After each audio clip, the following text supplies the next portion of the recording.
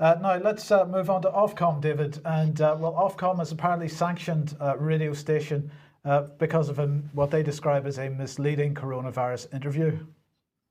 Yes, Ofcom are the new arbiters of truth, and you cannot say anything that they don't approve of. And complete lack of knowledge of subject matter is no barrier to Ofcom.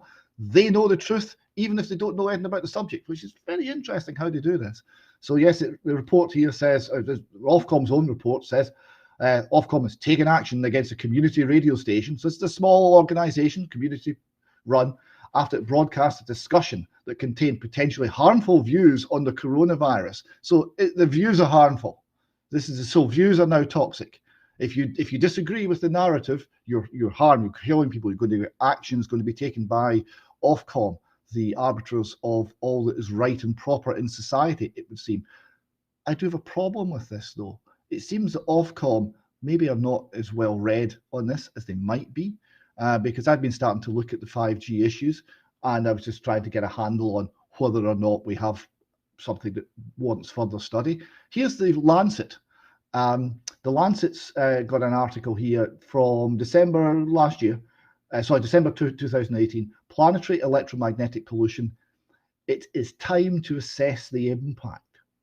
Right, and I'll not go through the full detail here, but they're basically pointing out that the safety case for this was made in the 1990s, and that the amount of electromagnetic radiation associated with information technology has grown hugely since then, and it needs to be re-examined in terms of safety. They go on, they've got a graph here that shows the additional power that is being, power density against the frequency spectrum here.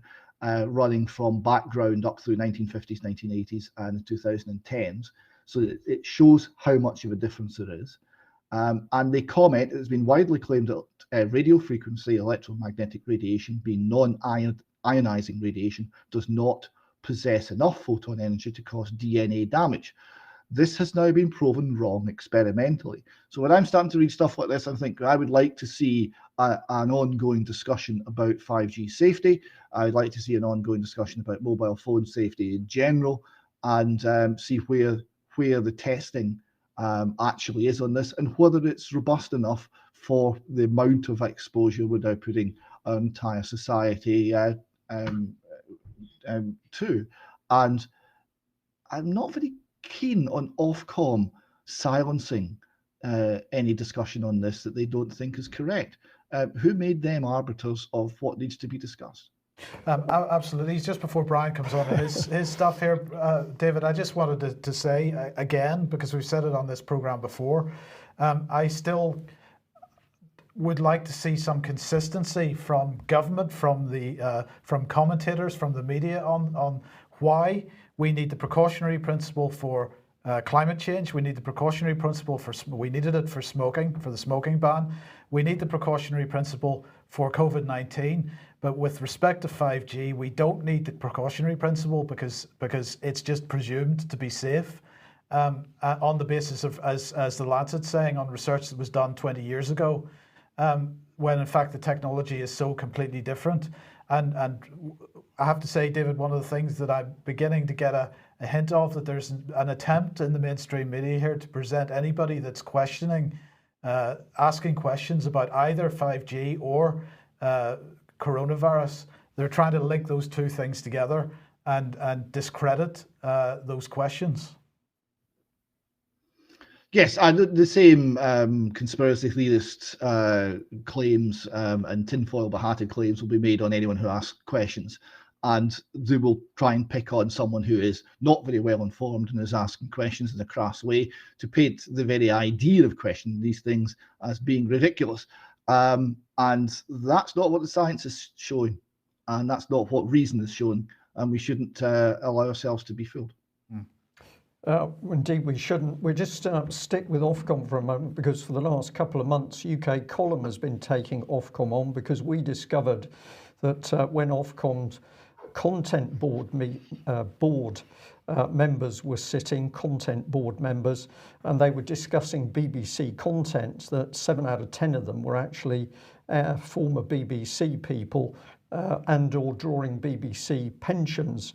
But let's see how this business over the 5G is growing. So BBC News only giving a pro 5G report. There is no counter reporting by the BBC whatsoever, although they are getting hot under the collar, sorry the pun, because people are setting light to 5G masts. Allegedly. Allegedly. Okay, allegedly. So basically, we've got Ofcom totally biased in favour of the BBC. I'm calling them lovies, but significant people who, some of whom are enjoying BBC pensions, sitting on Ofcom, telling other people what they should be doing. This is the Independent saying that British broadcasters have also been warned by media regulator Ofcom that they face possible sanctions if they give airtime to false health advice about coronavirus. Well, of course, that doesn't include the BBC because, well, here's Ofcom. What we asked them as one of a series of questions: can Ofcom please explain how the Ofcom Content Board meeting was allowed to continue informal deliberation on subjects directly connected to the BBC and its operations when 7 out of 10 Ofcom board members present have declared personal BBC interests or should have declared those interests. And of course, what does Ofcom do? It simply doesn't give a proper response. It sidesteps the reply. So we've got one rule for Ofcom, another for broadcasters, except the BBC. And Ofcom even tried to obfuscate the matter by pushing part of it sideways to a freedom of information request, which I decided to allow them to do because I also wanted to know who people were attending the meeting that Ofcom did not declare. So I said, by all means, push that through freedom of information. And then they came back and said, well, we're not going to release that information either. So Ofcom says it's independent, absolutely not. It's very, very closely aligned with the BBC. And if you ask for proper transparency and accountability, you're not going to find much in Ofcom. No. Now, David, just before we close, I did want to get your thoughts on the statement by, or the article by Jonathan Sumption, Lord Sumption, ex or former Supreme Court judge and British constitutional expert. We mentioned this on the programme last week, but I wanted to hear what you thought about this. Well, it's an excellent article, and it's pointing out the fact that although we live in an area where, in a world where we take advice from experts, this does not mean we do not have a valid view ourselves of what is being done to our society, because this is a broad issue, much broader than, say, narrow technical knowledge in the medical field. And he's looking at what's been done and the closing down of the economy, the destruction of lives, the destruction of businesses, and he's asking, is the cure actually worse than the disease? And he's saying basically that we must not be silent about these issues. We must be speaking out. We must be sharing our views and each individual sharing their wisdom about how our society is being run, and that it's not acceptable to silence dissent.